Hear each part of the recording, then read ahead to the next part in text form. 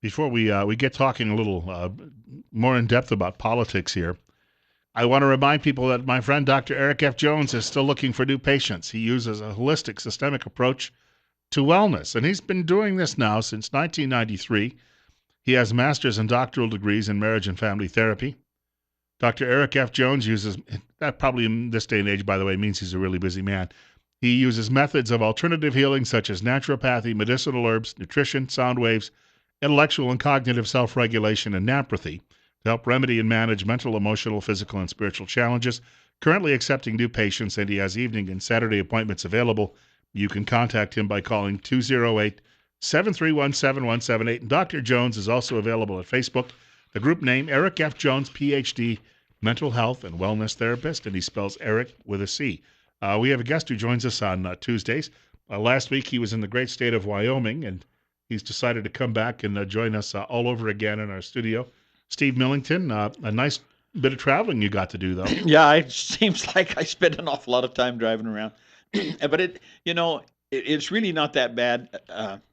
I'm kind of a homebody. I like to have one foot nailed to the floor, so to speak. Yeah, but the drive back from Wyoming was mainly at 80 miles per hour, where yesterday you were at 5 miles per hour for a good part of the day. For a lot. Actually, the throttle on that pickup truck was set just high enough. I didn't even have to put my foot on the gas feed, just to idle through the parade. You know, a funny story. So I decided to go to Buell to watch the parade, but I'm driving out there and realized I don't have any cash in my pocket. So I thought I got to run to the grocery store, buy something small, and then get some change back from the debit card. And I'm walking around the store and I thought, as long as I'm in Buell, wouldn't it be funny if I ran into Steve Millington here at the grocery store? I came outside and I started backing out of my parking space, and I see this truck that's all decorated along with a huge decorated wagon behind it come pulling in. And as soon as I saw all of the elephants and the Republican banners, I thought, that just might be Steve Millington. And guess what? When you pulled in, I told Natalie, I said, I think that's Bill Colley's pickup or Jeep right there. So we jumped out and said hi in the parking lot. What I have done with the Jeep, by the way, is because I had bumper stickers from previous elections, and I have not been able, even with that stuff they give you, been able to get them off. So I just basically took the new bumper stickers and put them over most of the old ones. Okay. So they'll, I'll end up with a layer there a couple of inches thick before I trade that car. There's a good chance you could. It's a good chance you could. Anyway, we had a great day out in Buell yesterday. It's not the Macy's Thanksgiving Day parade. Let's not kid ourselves about that. It's a nice community parade, and lots of people. I was surprised that the parade route was, I thought, filled up very comfortably. There's one little detour that the parade makes out in Buell down a subdivision road, and there was a few people, but not too many, and they make that little cut right there and come back, and I thought to myself, even at that, it's amazing how many people show up to just follow the parade route. If you like horses, especially though, too, it's a wonderful parade. They had a lot of horses this year. There were two young ladies, and they were either riding, I couldn't tell if they were Percherons or if they were Clydesdales, but these horses were so big, they must have used ladders to get up there and sit on those horses. Yeah, they had a huge number of horses in yesterday's parade. But overall, it was a real good parade. I got lucky. Our float was about the second or third one in the parade. So that makes for the good part is when you're really close to the front of the parade, you get lots and lots of attention and people cheering and clapping because the newness is still there. No pun intended, but the Democrats were bringing up the rear. Yes. They were way back. You have no idea how much it cost me to have the Democrats put at the end of the parade. Well, see, I noticed Jill was in the back of a pickup truck. And I was wondering, when she grew up in Massachusetts, if she ever envisioned the day that she would be in a parade in the bed of a pickup truck. Riding in the bed of a pickup truck, yeah. Waving to the crowd, because she had to have her left hand, well, that's the hand she'd use, of course, her left hand down on the roof, and she was waving to the crowd with her right hand. But I could tell she was doing a good job of keeping her balance, because even in a slow-moving truck, you've got to be pretty much on the ball. And just ahead of her, they had one of the other candidates, and then they were pulling a trailer with a bunch of donkeys in it. And at first I thought it was that it was a manure spreader, which I thought would have been appropriate, but it was a little taller than that. Oh, Bill. Okay, before we go to break, I have to do one little bit of housekeeping. Sure. Today's July the 5th. On this day, at about this time of the morning, many years ago, I took Miss Natalie to be my wife. Wow. So it's my anniversary day. I would tell everybody how many years it's been, but no one would ever believe that Miss Natalie could be that old. So we'll pass on the number of years Put and up with just you say, that long. yeah, to put up with me for that long. Can you? That's the most unbelievable part of the whole thing. She sometimes has to slap me around to keep me in line, but she just keeps coming back. So happy anniversary, Natalie. We've got more coming up with Steve Millington, chairman of the Twin Falls County Republican Party. Got a little politics to talk about this morning. There is an 11 o'clock Eastern Time announcement coming up from the director of the FBI about his good friend Hillary Clinton. That could really change the nature of the upcoming presidential contest. Details ahead with Steve Millington and Bill Colley on Top Story.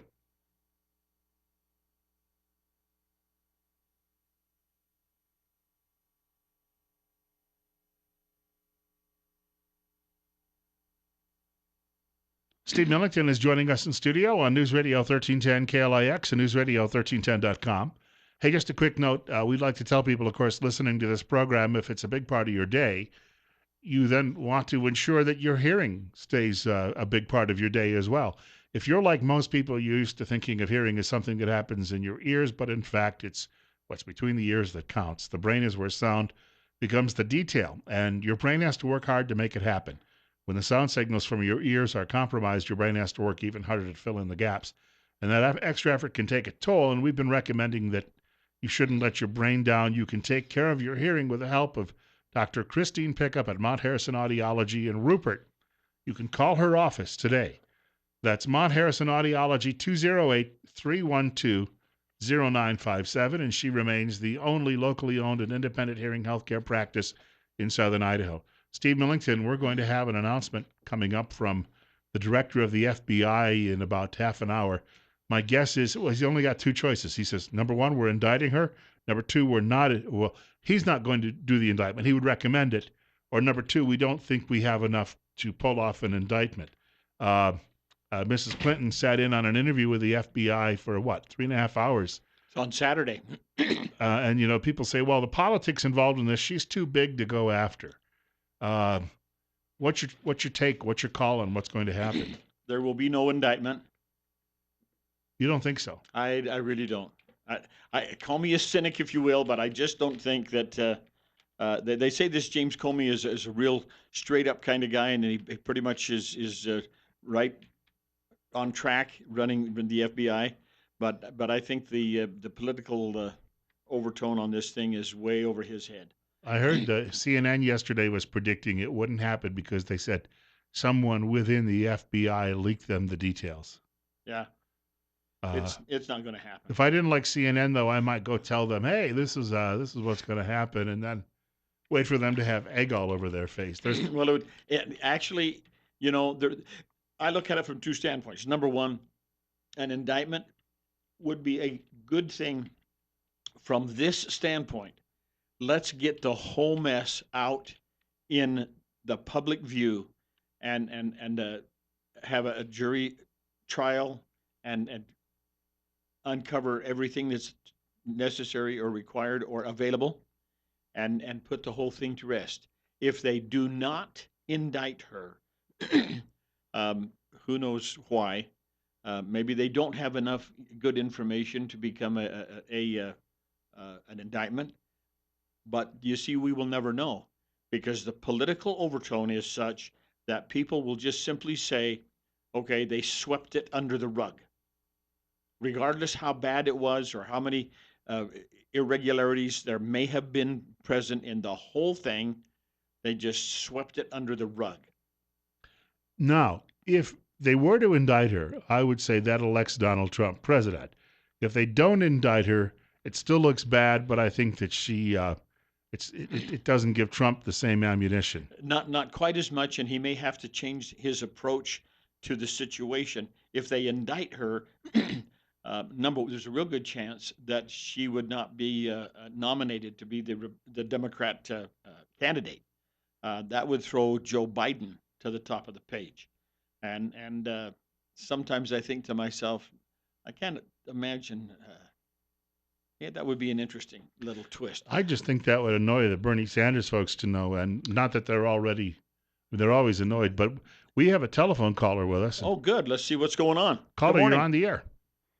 Stevie, I bet you $10,000, and I got him right now, looking at him right now. $10,000 that she will not be indicted, and all your puberty dreams are just gonna go down the drain. I hate. Well, that's after you guys.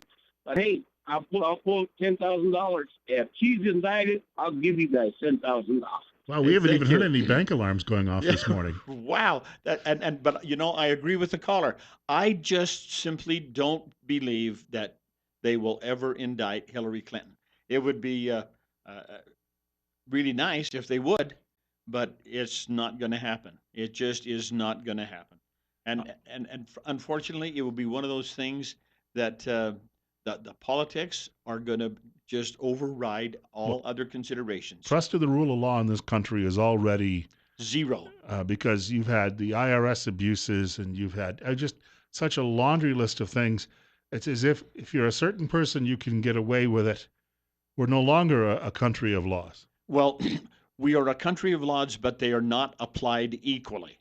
And if she is not indicted, and I go back to my previous statement, file the indictment, make it go to court. Let's put all the documents out for the public view, and if she is clean, okay, fine, then we're done with that. We don't have to wonder forever. Story broke over the weekend. She had been incinerating a lot of documents before all of this happened.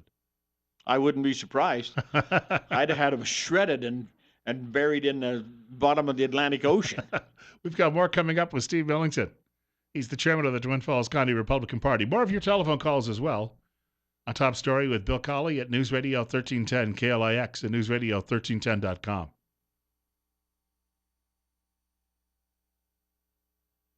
There we go. Clinton family crime music, right? Right. That's appropriate this morning, perhaps. Somebody's going to try to make her an offer she can't refuse. I think she does it the other way around. Yeah.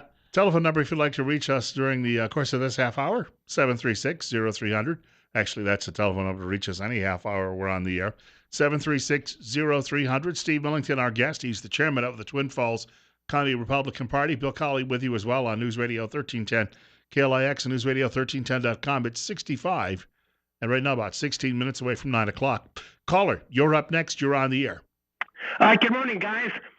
Steve, I'd like to suggest that the GOP make a TV ad showing when Obama said his number one priority was to make people safe, and then show the number of people murdered in Chicago and the number of girls and women raped since he has been president. And also make a TV ad showing him laughing when he said there were no shovel-ready jobs. That's an interest.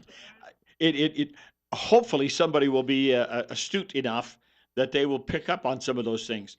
Why is it, for example, that everybody goes completely unrealistically insane over the Orlando thing? And that's a horrible, tragic event. Let's not misstate that in any way. But in the streets of Chicago, in that same weekend, we had almost that many murders in one city in one weekend. And there was an interesting news report come out just within the last week or so that showed the number of murders, homicides in the United States after many, many years of continual decline in the United States. Now, all of a sudden, we are multiple percentage points, multiple double digits, 16 to 25 to 30% higher than year ago levels. And they had been on a decline since the mid-1970s for the most part. They had. And going back to Richard Nixon and Gerald Ford, and now during the Obama years, there's been a big spike. Turned around the other way, and it's moving upward at a rather too rapid pace. And again, and the JV squad is killing people all over the world just about on a daily basis now. Yeah, every day. But it's interesting that we don't see all of these people screaming for gun control laws, emphasizing or pointing out the murder rate in cities like Chicago. Uh, Philadelphia was on that list. I think um, was it Houston, Texas, or Fort Worth, Texas, was on that list. Uh, and they never want to point that out. They never want to talk about that at all. It doesn't speak to the narrative they want us to hear about or listen. And so it's insane. It's a double standard, and it's going to come back to be very damaging to the United States. We have a caller with us. Caller, you're on the air with Steve Millington. Hey, Steve, this is Ron, your neighbor from down the street. Hey there, how are you? Good. You know, I've known Steve for probably close to 20 years, and there just isn't anybody in the whole world I'd rather have for neighbors than Steve and Natalie. They're wonderful people, and I just want to wish you a happy anniversary. Ron, thank you so much. You have been. You guys are awesome. I think the world of you guys. Thank you, thank you. And you're a wonderful friend and a wonderful neighbor. All those many years of visiting and talking with you, I appreciate your phone call. Thank you very much. You have a great day, Ron. It means he does not have a loud stereo. Yes. And Ron's one of these kind of guys who goes about doing his stuff every day and does a wonderful job of it. And he's very personable. He's always very upbeat, very kind. He has been extraordinarily thoughtful and respectful of Natalie and I. That means a lot, Ron. Thanks. We have another caller with us. Caller, you're up next on KLIX. Good morning. Good morning. Hi there. Go ahead. A kind of a quick question about the indictment and everything. Is there a possibility that Hillary Clinton could be pardoned by President Obama? Is a pardon available to him, or could that not happen right now? I'm not sure the entire process of issuing a pardon. I thought they were only applicable after a court trial and a finding of guilty. But Although, I think, and this is the point, and Bill's going right to it, although he could dismiss the whole thing by presidential decree. which is essentially what Gerald Ford did with Nixon, right? That's exactly right. Gerald went away like that That's without right. any indictment at all. There was no indictment, and there was no process through the court system. Gerald Ford just said, "We're closing the books on this whole process. Let's get on with our life." We have another caller with us. Caller, you're up next. You're on the air on KLIX at 8:49. Good morning. The whole thing with Hillary is just a smokescreen to keep everybody from knowing what's truly, honestly going on. Oh, boy. Everybody knew that she was going to get off, just like she will probably get off from the Benghazi thing where she let 4 Americans get killed and then said, what difference does it make? Yeah. You're right. It doesn't make any difference to her at all. And that, if we're going to make a television ad and start playing it, I think that her statement before the congressional committee, what difference does it make now? That's with her hands in the air and almost her facial expression was almost one of screaming at the people, the congressional committee. What difference does it make? Well, that's the one we need to make the television commercial of and play it a lot. What difference does it make? Makes a lot of difference. 10 minutes away from 9 o'clock. Media, of course, has been, they have a horse in that race because they helped cover up the whole Benghazi story in the beginning so they could bring Barack Obama across the finish line. And so, they Chris Matthews and Candy Crowley and a number of people are actually helping carry that story about the film when everyone else knew it was baloney. And so the reason media says there's nothing to see here is because media doesn't want to admit that it played a role in basically defeating Mitt Romney. That, if the media had to cave in on this thing, it would make them look almost as bad as Hillary Clinton, because they were the ones that said, oh, there's nothing here. Don't worry about it. There's not a problem. Go find something else to talk about. Now, how out of touch is media with the average American voter? Because these media folks all live in a bubble themselves. I want to share this.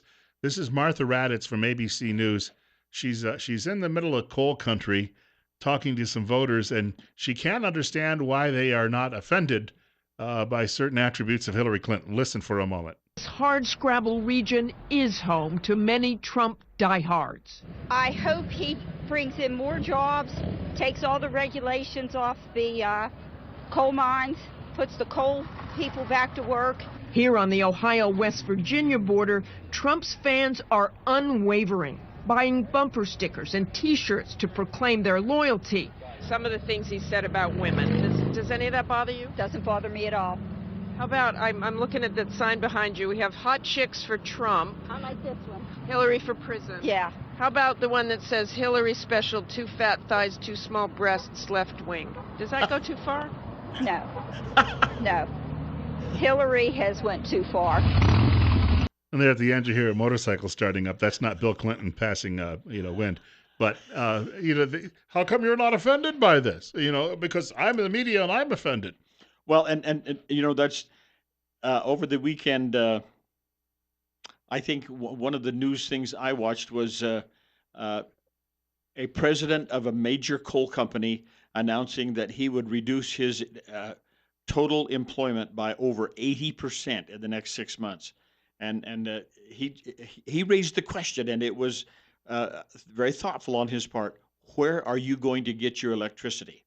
Now, they played a news clip right after that showed Hillary Clinton bashing the coal industry just unmercifully.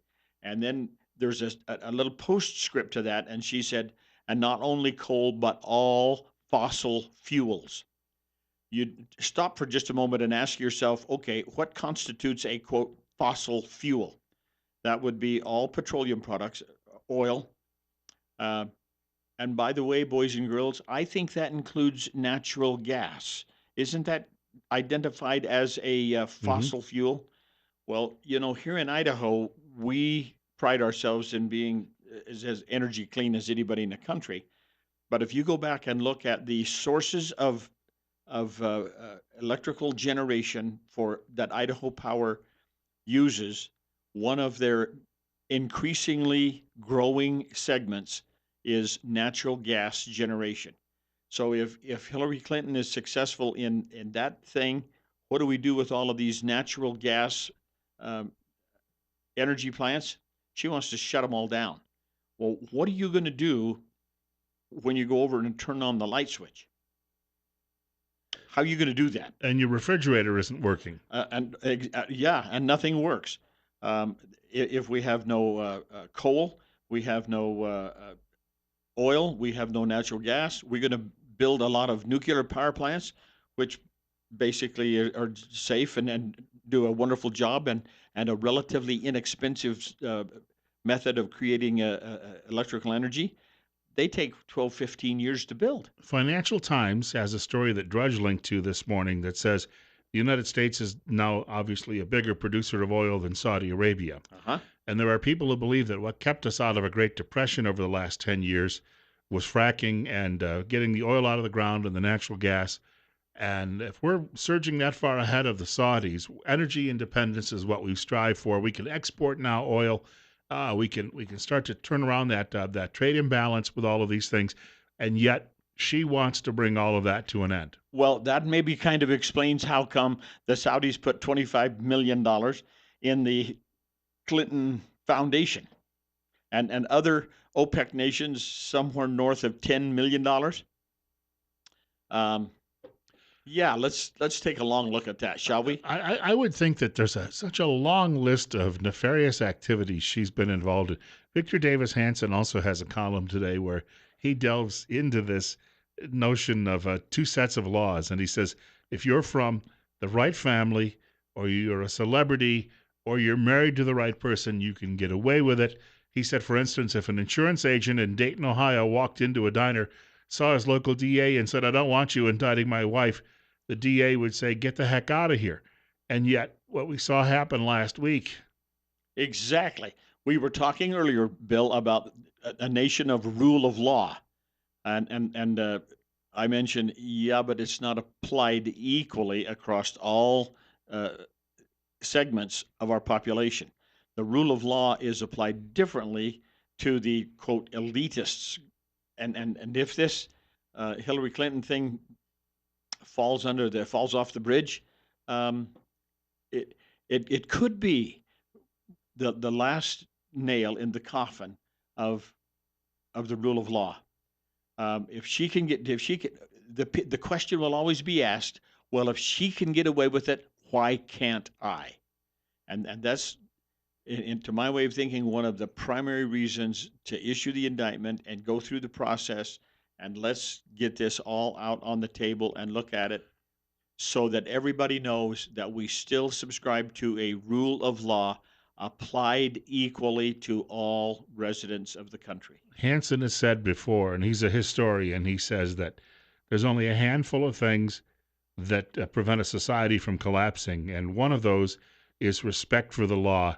There's like a three-legged stool, and he said that is one of them. That's a huge one. And where there's no longer respect for the law, you're on your way to the end of your civilization. Anarchy is one of the results. If we no longer have any respect for law, we become lawless, and that's anarchy. We just go about doing whatever we want to do, and the biggest bully always wins, and that's frightening to consider. But we're reaching the point where that we do not have the same respect for rule of law that existed in the 40s and 50s. I remember as a younger person, my dad said to me, "I hope you never have to live through a depression." And I said, "Okay, why is that?" And he said, "Back then, we respected one another. In today's world, if somebody in a depression situation, they wouldn't stand in a bread line. They would simply break the doors down and steal whatever they wanted." And this was 45 or 50 years ago that he made that statement to me, and it's that much worse today than it was back then. Think about the riots and the looting that occurred in Ferguson and in Baltimore just a year ago. Nationwide. The first thing they did was knock all the doors down and steal everything they could get their hands on. And that's lawlessness in its most abject form. We'll see you again next week. Yeah, we sure will. Thank you very much. Steve Millington joining us this morning on News Radio 1310, KLIX, and NewsRadio1310.com. Top story with Bill Colley. Next half hour, we're going to talk about refugees and tuberculosis. That's on the way.